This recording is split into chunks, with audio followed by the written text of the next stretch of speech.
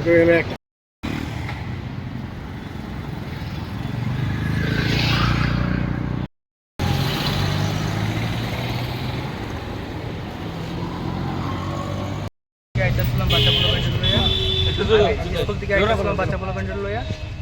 না দেখে গাড়ি লাগাই দিছে। কি গাড়ি আসছে তোমার? আমারটা মারুতি ভ্যান আর তাই এটা টমটম। কোন স্কুল থেকে এটা আসছে? ST Joseph. হ্যাঁ, সেন্ট জোসেফ থেকে। কয়জন স্টুডেন্ট আসলো? আমার 5 জন। কি গাড়ি আসলো তোমার? আমার ভ্যান। কোন জায়গা তুইছো ঘটনাটা? এটা 1 নম্বর গেট এটিএম এর সামনে। কি গাড়ি লাগাইছে? ও টমটম। টমটম গাড়ি কই না? গাড়িটা 1 নম্বর গেট। মানে টমটমাই না লাগাই দিছে। হ্যাঁ। কয়জন স্টুডেন্ট আহত হয়েছে? মোটামুটি 5 জন। 5 জনই হইছে। তারা কোন জায়গায় নিয়ে আইছে এখন? এখন বিশালগড় হসপিটাল। টমটম গাড়ির চালকটা পাওয়া গেছে না? হ্যাঁ। কয়টা নাই তো? কি নাম ওনার? রতন দাস। কেমনে লাগছে কেমনে? আমি পেন্দা নামে গাড়িটা ঘুরাইতেছি। হ্যাঁ, ঘুরাতে আমি মিডলে বুঝতে পারি রাস্তাটা। তারপর দিয়ে আমার পেছন থেকে ইকো বেরাইতেছি। তারপর আমি দাঁড়াইছি আমি স্ট্যান্ডে আমি ঘুরাইয়া দাঁড়াইছি গেছে সবারই চাইতে আই বলছি। তারপর আমি স্ট্যান্ডটা কাটা দিয়েছি স্ট্যান্ডে কাটা দিয়ে না আমার সাইডটা চালাই গিয়ে মিডল সাইডটা চালাই গিয়ে কয়জন স্টুডেন্ট আহত হয়েছে? 5 জন। কি নাম আপনার? আমরা রতন দাস। বাড়ি? বাড়ি মধ্যে তুমি সরকার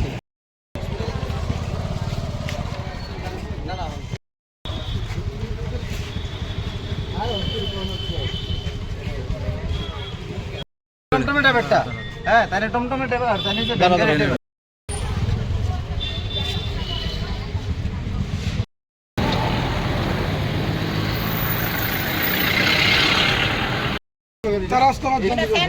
সামনে নেন আঙ্কেল।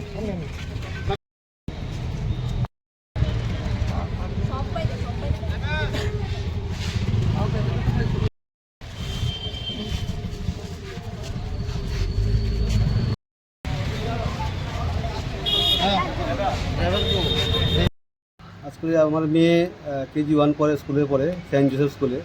ওইখান থেকে যখন আসছিল বাড়িতে, তারা এক নম্বর গেটের মধ্যে একটা টমটম প্রচণ্ডভাবে গাড়িটাকে ধাক্কা মারে। গাড়িটা কিছুটা ক্ষতিগ্রস্ত হয়েছে, আর প্রচণ্ড ধাক্কায় যে বাচ্চাগুলি ছিল প্রচণ্ড ব্যথা পেয়েছে, কেউ হাতে কেউ পায়ে, এরকমভাবে হসপিটালে সঙ্গে সঙ্গে নিয়ে এসছে মানুষ। আসার পরে ডাক্তাররা প্রাইমারি যে চেক আপটা এটা করেছে। ইন্টারনাল কোনো মানে হয়তো ব্লিডিং হচ্ছে না, কিন্তু এই যে বেপরোয়া টমটমদের যে এদের যে কারণে রাস্তায় যে একটা মানে প্রচণ্ড একটা যানজট সৃষ্টি হয়, তারপরে এরা শৃঙ্খলা মানে না, একটা এইভাবে চলার ফলে আজকে যে বাচ্চাগুলি অল্পেতে রক্ষা পেল। এর বেশিটা হলে হয়তো বা এখানে কোনো বাচ্চা মানে আরও বেশি জখম হতে পারতো, রক্তাক্ত হতে পারতো। ছোটো ছোটো কচিকাঁচা বাচ্চা এরা, মানে এদের মানে জীবন নিয়ে ছিনিমিনি খেলা হচ্ছে আর কি। আমি চাইবো ট্রাফিক দপ্তর বা অন্যান্য যারা আছেন, সমাজের লোক যারা আছেন, অন্তত এই টমটমের জন্য একটা নির্দিষ্ট শৃঙ্খলা যেন বজায় থাকে, রাস্তাতে যেন সবাই ভালোভাবে চলাচল করতে পারে।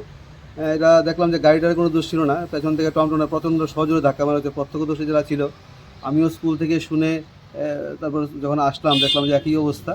তো যাই হোক, ঈশ্বরের কৃপা আজ আমার মেয়ের বিশেষ কিছু হয়নি বা সঙ্গে অন্য বাচ্চারা হয়নি, সবাই কম বেশ অল্প বিস্তর আহত হয়েছে। আমি ভাবছি বিকালে ডাক্তারের কাছে নিয়ে যাবো, একটু ফুলবুড়ি চেক আপ করাবো, কারণ মাথাটা বাঁ দিকে প্রচণ্ড ব্যথা হচ্ছে।